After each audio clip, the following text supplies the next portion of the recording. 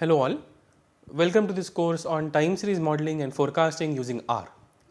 So now we are into the last week, and as discussed briefly in the last session, the broad idea that we are covering this week is the integration of machine learning into time series models. And the entire last session was more from an introductory perspective, where I sort of gave you a flavor about different ML techniques which are deployed, and rather what all models could be integrated to a practical time series sort of a setting. And there again, if you remember, we started with, let's say, discussing about regression or classification sort of models, or decision trees, random forests, gradient boosting, support vector machines. And the other idea we discussed about was neural networks, right? So RNN, CNN, LSTM, etc. And then we sort of talked about a few other advanced ML techniques or deep learning techniques. So again, if you remember, some pertaining very particularly to time series sort of examples like Facebook profit model, right, and all of that. Okay. So I think now is the time to explore in a bit more detail into all the, at least the well known ones, let's say linear regression or decision trees, random forests, etc., along with some of the examples, so that you know that what exactly could be the integration about some of the ML models with a time series setting. Okay. But just before that, I will talk very briefly about what are the advantages of the classical ML models, and at the same time what are the cons of the classical ML models or the limitations of the classical ML models. Okay. So let's start with the advantages. So advantages are, the first advantage is speed, of course. So fast training and prediction suitable for low resource environments. So all the ML models have a capability of training the different ML models very fast in a fast manner, which is again helpful in, for let's say, forecasting or prediction, etc., and suitable for low resource environment. So if you don't require very hi-fi sort of computing facility or capability, and then you on the resource front, it's on the lower hand, then this is one advantage of the classical ML models, right? On now again I'll pause here and then say that classical ML models are some of the basic ML models, right? So regression, classification, decision trees, random forests, etc. So all these models don't require very high resource environments, right? Unlike neural networks or unlike deep learning techniques. Okay. Second one is interpretability. So models like decision trees and linear regression are straightforward to explain. So one can actually explain to any layman as to what's going on inside the model also. Third is flexibility, of course. So can handle diverse tasks like classification, regression, clustering, etc. Okay. So when it comes to classical ML models, these are some of the advantages, and why exactly should one apply or use some of the classical ML models. So for speed, interpretability, flexibility, etc.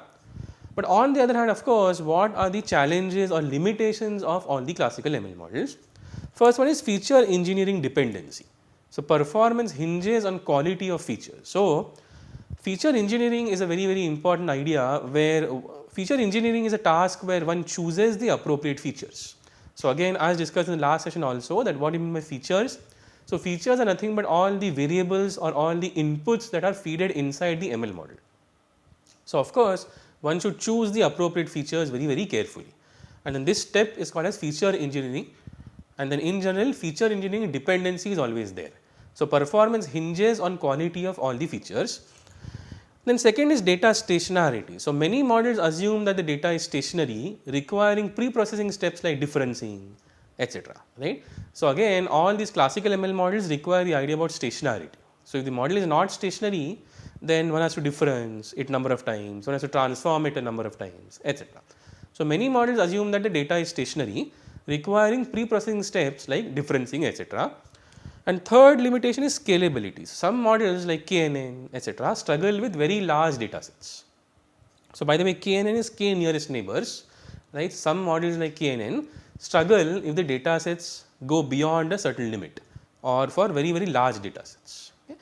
So at the same time, these are some challenges when it comes to classical ML models. So again, the takeaway point from both these slides is that one should always find the suitable model and try to balance down the advantages and the limitations of that classical ML model. Okay, so now the next thing we will discuss is linear regression for time series and beyond. So we will start with linear regression, again try to understand that how a regression model could be suited to bring in the time series data or practical time series data, and beyond means some of the other advanced ML models, and then we will go a bit deeper into each one of them. Okay.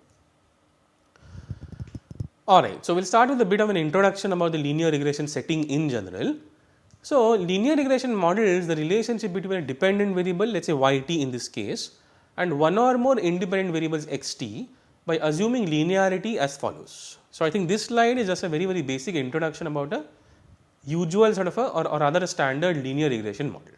So, let us say you have yt on one hand and then which is equal to beta naught plus beta 1 xt minus 1 plus beta 2 xt minus 2 and so on and so forth plus a random error which is et. So, on the left hand side you have the dependent variable which is yt, on the other hand you have all the independent inputs, let us say xt minus 1, xt minus 2 etc., right, as the independent variables which are xt's, okay. And et is the usual random error component. Note that the independent variables are time lags of x itself, and again one can actually change this to y generally, so that each one of xt minus 1, xt minus 2 actually becomes a lagged variables of y itself generally, right. So, yt minus 1, yt minus 2. So, broadly speaking what is going on is that you are trying to predict the current state which is yt using all its historical past or all its lagged values and a regression sort of a setting. So, yt minus 1, yt minus 2, yt minus 3 etc., plus et. And of course, all these coefficients, so beta naught, beta 1, beta 2 have to be estimated suitably. Okay. So, just a bit of an introduction as to how can you integrate the idea of linear regression into a time series or a temporal sort of a setting. Now, what are the applications? So, let us say trend estimation. So, one can use linear regression for very easily to estimate the trend. Now, of course, one very important point is since the name itself contains linear, so you can't actually handle some of the complex patterns or some of the non-linear patterns. Okay. So, trend estimation. So, if you have a linear trend sort of, let us say if the time series is behaving like that for example. Okay. Now, again seasonality be it there or may not be there, say it does not matter, but let us say if you have a trend which looks something like that, one might as well try to fit a linear line which sort of superimposes on the practical setting here, and then if you have a linear line then why not explain it using a linear regression basically. Okay.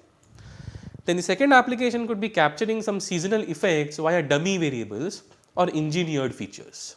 So, one can actually capture the seasonality in the data set as well by bringing the idea about some other dummy variables or some other engineered inputs or engineered features etc. Okay. And third very important application is that all the linear regression models in general form the baseline models for further forecasting. So, even as discussed in the last session that linear regression stands at the very basic level and then all the other advanced ML models follow by the way. Okay. So, one always has to start with a linear regression model, try to explain, if not linearity then one has to sort of move to a non-linear setting and then try to let us say use some decision trees ideas or gradient boosting, XGBoost etc. Okay. But one very important application of a linear regression sort of a setting and integration to time series is that it follows the or forms the baseline models for forecasting usually.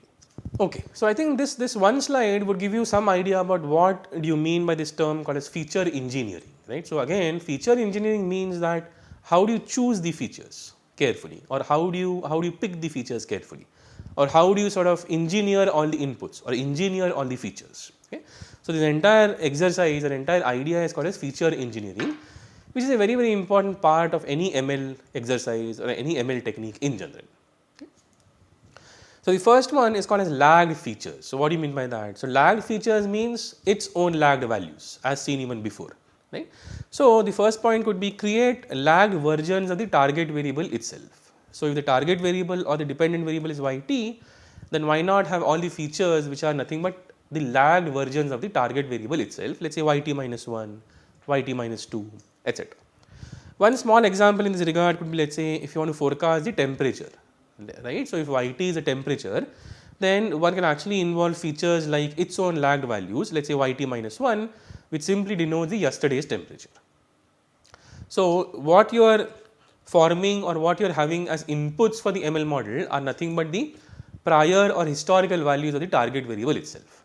So, if yt is the current temperature then one can actually use yesterday's temperature, day before yesterday's temperature, etc. as inputs in the ML model. Okay. Now, the second kind of inputs could be are called as rolling statistics. So, rolling statistics means one very widely applicable example is moving averages, right. So, again the idea of moving average, I will give you a small example. Let us say if you have yt and then yt minus 1, yt minus 2, yt minus 3 and then let us say yt minus 4. Okay. So, what one can do is one can form moving averages of 3 in a category or 3 in a bunch. So, let us say yt minus 4, yt minus 3, yt minus 2. Take the average of these 3 and present some value. Now, let us say I will give A1. So, A1 is the first average. And then you roll down the window, then you move the window and then the next 3 would be let us say yt minus 1, yt minus 2 and yt minus 3, right, and then you ignore the last one. Okay. So, in every bunch you pick 3 and take the average of that. So, this one would be A2 and lastly I can have yt minus 1, yt minus 2 and this could be my A3. So, what you are doing is you are sort of taking the averages and you are also moving the window or rolling the window or rather shifting the window. Okay. So, all such techniques are called as rolling statistics, because what you are having is you are having different statistics which are nothing but averages here on a rolling basis. Okay. So, one can add some moving averages or rolling standard deviations as a predictor. So, if not averages, let us say if you want to take standard deviations. So, I can do that, right. I mean, let us say again if you have 3 in a bunch. So, rather than finding the averages, I can find out variances, I can find out any other statistics I want, say standard deviations and again try to roll down the window. So, all these individual statistics which are collected on a rolling basis are called as rolling statistics. Okay. So, why not add some of the rolling statistics as features or as the inputs, isn't it. So, I can add A1, A2, A3 as the inputs in the ML model or as the features in the ML model. Okay. So, the first example we saw was rolling or rather lagged features, where the lagged versions of the target variable itself are fed as inputs. On the other hand, I can take any statistic I want, let us say averages or standard deviations on a rolling basis and then input those as features. Okay. So, one can add some moving averages or rolling standard deviations as predictors. One example could be, let us say, use the average of the past 7 days to predict the, let us say, rainfall of the next day or temperature of the next day, etc. Okay. So, this is a classical example of, let us say, the last 7 days moving average basically. And thirdly, the features could be of seasonality indicators. So, let us say encode day of the week, month or holiday information as some dummy variables. So, one example I can give you is, let us say, holiday information. So, whether or not it is a holiday, let us say 1 or 0. So, I can code the variable as, let us say 1 or 0. So, 1 means yesterday was a holiday, let us say, and 0 means yesterday was not holiday, and then you use all these indicators 1, 0 as features, right, and hence they are called as seasonality indicators. So, all these coded variables using, let us say 0, 1 or some other technique are indicator variables, and these could be served as features for the ML model. So, let us say day of the week or day of the month or which month is it in the year or holiday information. So, I can actually code all these individually using some 0, 1 sort of a technique and then right, and then feed all these predictors as inputs in the ML model. Okay. So, the idea, broadly speaking, the idea is that how do you pick or how do you curate the correct features or curate the correct predictors, right, or curate the correct inputs into the ML model is important, and this entire exercise is called as feature engineering in ML literature. Now, the advantages. So, advantages of feature engineering or let us say in general how do you curate the features is interpretability.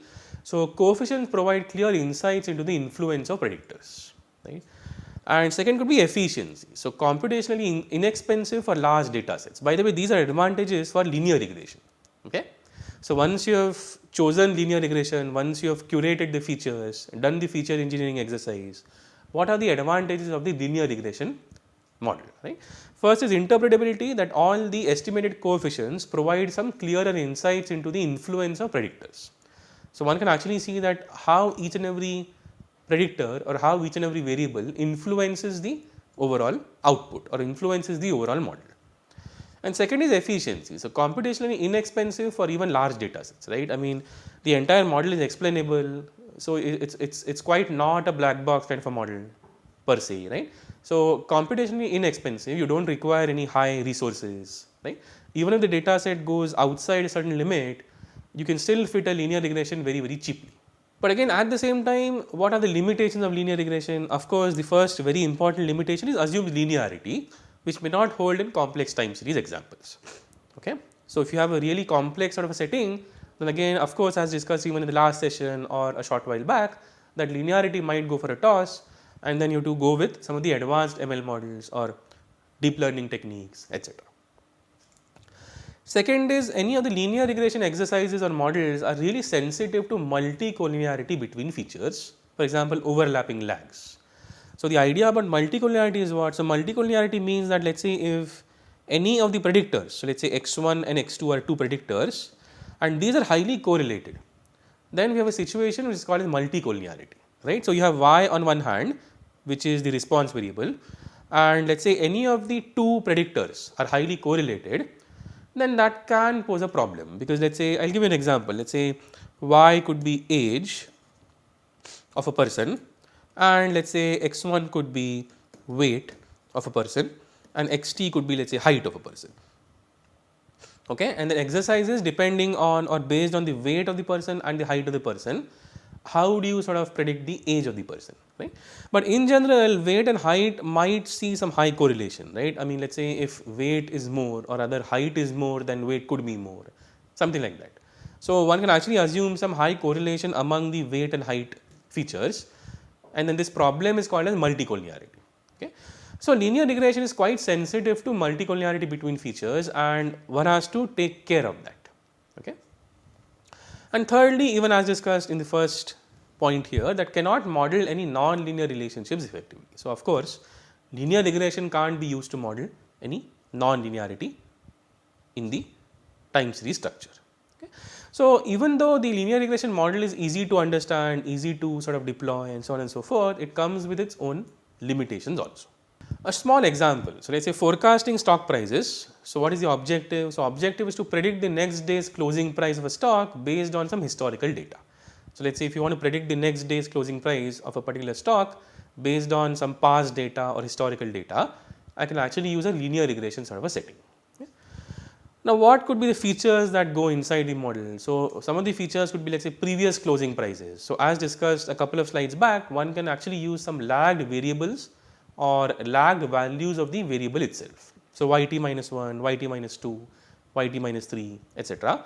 So, some of the previous closing prices could be used as features in that linear regression sort of a setting, or I can use some rolling averages which are called as rolling statistics, let us say 5-day or 10-day moving averages, or even otherwise I can have some other feature, let us say volume. So, for forecasting stock price of a company, I can actually have the volume of the stock as an important predictor also, right. So, volume traded or other indicators like let us say RSI or relative strength index or MACD, which is called as moving average convergence divergence, etc. So, all these are suggested features. So, previous closing prices, rolling averages, volumes or some indicator based values from let us say RSI, MACD, etc. Okay. And then lastly, implementation. So, how do you implement the linear regression model? So, create the lagged variables and rolling statistics, right, and keep them ready. Train a linear regression model using these features to predict the next closing price. So, the objective is very simple here. The objective is to predict the next day's closing price of a stock, let us say Reliance or Adani, whatever, based on some past values or historical data. How do you eventually implement the model? So, again, once you formulate or rather engineer the features, or once you have the features ready, then create the linear regression model and then try to estimate all the unknown parameters in the model and then try to forecast the next day's closing price. Now, the next sort of a terminology or rather methodology in ML is support vector machines, or in short SVM. So, what exactly is the idea in SVM? So, SVMs aim to find a hyperplane. So, again this is a very typical sort of a terminology pertaining to SVM. So, SVMs aim to find a hyperplane that best separates data in feature space for classification or fits the data within a margin of tolerance for regression known as support vector regression. So, again SVM could be used in both the ideas. So, regression problems and classification problems. Okay. But the main idea in SVM is that SVM you have to find out a hyperplane. So, hyperplane is nothing but let us say a plane which separates the data into two different categories, right? So let's say if you have a classification problem, yes versus no, red versus blue, then it sort of does something like this. Let's say it creates a hyperplane. On one side of the hyperplane, you might have all the red dots. On the other side of the hyperplane, you might have all the blue dots, right? So let's say these are blues here, okay? And how effectively do you sort of find the hyperplane that divides all the red circles with the blue pointers is important. And this is called a support vector machine. So this hyperplane itself is called a support vector. So the support vector is nothing but a vector or a hyperplane that separates all the data points into categories. So if you have a classification problem, then finding a hyperplane that distinguishes between the red circles and the blue pointers is important. Or on the other hand, if you have a regression problem means what? That is not a classification problem where you have some numerical inputs and a numerical response variable. Then in that case, it's called a support vector regression, or in short SVR. Okay. A bit more about, let's say, support vector regression is optimizes the margin of tolerance. So there's a thing called as margin of tolerance, which is epsilon, around the hyperplane. Okay. So how do you optimize the margin of tolerance around the hyperplane? And secondly, penalizes points that fall outside the margin, minimizing the error. So penalizes points which fall outside the margin, minimizing the error. Okay. So this is called as a support vector regression, or SVR. Secondly, what could be the applications of SVM? So first one could be time series regression for forecasting, of course. I'll say that SVM is an extension of linear regression model, where again the regression sort of a application or regression sort of an idea could be come into picture here. So time series regression for forecasting. On the other hand, unlike linear regression, SVMs can also be used for classification tasks. Let's say anomaly detection, regime change prediction, whether the regime has changed or not changed, something like that. So classification means putting different outputs into categories, right? So anomaly detection, whether it's an anomaly or not an anomaly. So something like yes versus no kind of a problem, right? Or regime change prediction, again yes versus no. Has the shift happened or has the shift not happened? Has the regime changed or not changed, etc. Okay. So SVMs can go a step ahead than the linear regression models, both in terms of capturing the regression sort of problems as well as classification tasks. Then the third set of models are called as ensemble learning models, and then SVMs rely on kernel functions to model non-linear relationships, right? So and then these are called as ensemble learning, and ensemble learning means you have some kernel functions. So what exactly are some of the well-known kernel functions? First one could be linear kernel for linear relationships. Second could be polynomial kernel, which captures polynomial relationships. Or third one could be radial basis function kernel, or RBF kernel, which models highly non-linear relationships, etc. Third one is feature engineering. So again, feature engineering is exactly as similar to what we discussed a short while back, that even in SVM I can engineer the features. So again, engineering the features means picking the features carefully. And then the first kind of features could be lagged features, as we saw earlier. So create features like yt minus 1, yt minus 2, yt minus 3, etc., which are lagged features. Then seasonality features, encode periodic patterns, right? Seasonality features means encode some periodic patterns or encode the seasonality. So again, let's say if you want to categorize whether it's a holiday yesterday or not a holiday, I can use coding variables like 0, 1, etc. So 1 would stand for holiday yesterday and 0 would stand for not a holiday yesterday. So I can actually code all the variables suitably, and then these are called as seasonal features, and then involve in the ML model. Third one is normalization. So normalization means scale the features to ensure that the SVM works efficiently. Example, let's say min-max scaling. So min-max scaling is one sort of a scaling which is applied to all the features to ensure that the features are scaled down. It's called a normalization process. Okay. So normalization even means, let's say, standardization. Standardization means that, let's say, subtract the means or divide by the standard deviation, something like that. Okay. So how do you ensure that all the features are normalized or scaled down such that the SVM works a bit more efficiently? Now, what exactly are the advantages and limitations? Let's say advantages that handles non-linear relationships via kernels, and robust to outliers when using appropriate margin parameters. On the other hand, limitations. So computationally intensive for large data sets due to quadratic complexity, and on the other hand requires careful tuning of hyperparameters. So how do you choose the kernels, or how do you estimate the parameters, right? So what are the hyperparameters? Epsilon, kernel type, regularization parameters called as C, etc.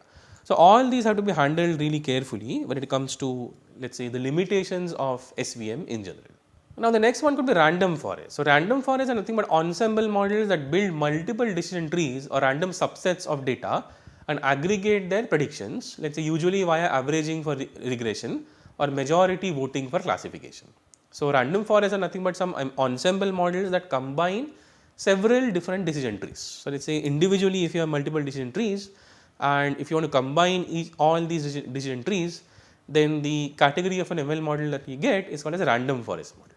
Now again similarly here I can have the exact same feature engineering as before. So lagged variables, rolling features, right, seasonality coding or seasonality features, etc.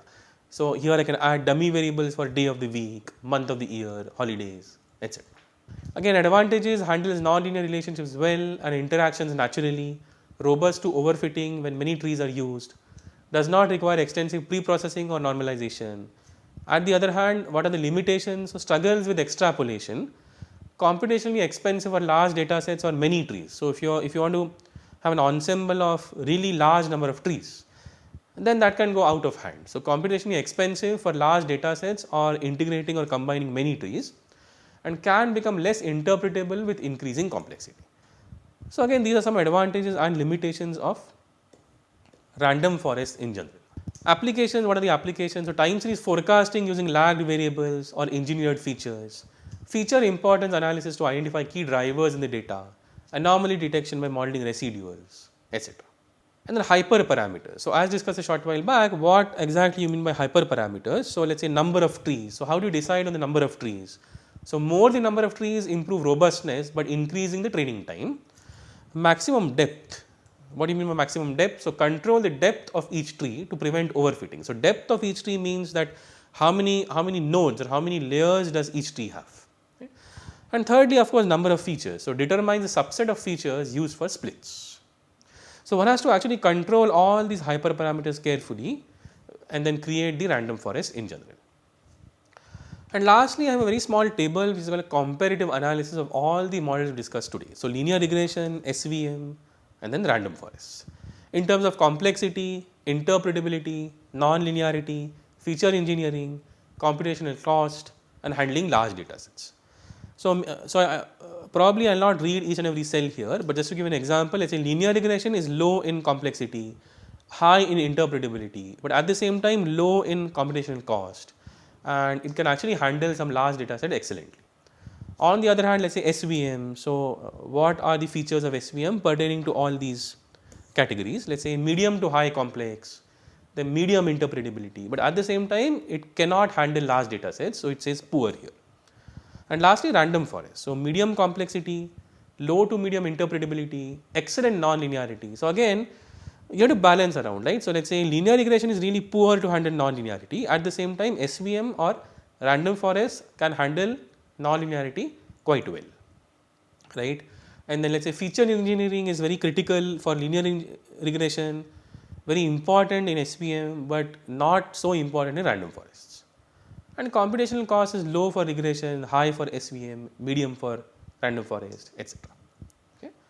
Now again in the next session we will try to delve deeper into some of the other models, and then in the session to follow it will be a complete session on neural networks, and then there we will see some examples of, let's say, some particular models like NNAR, etc. Okay. Thank you.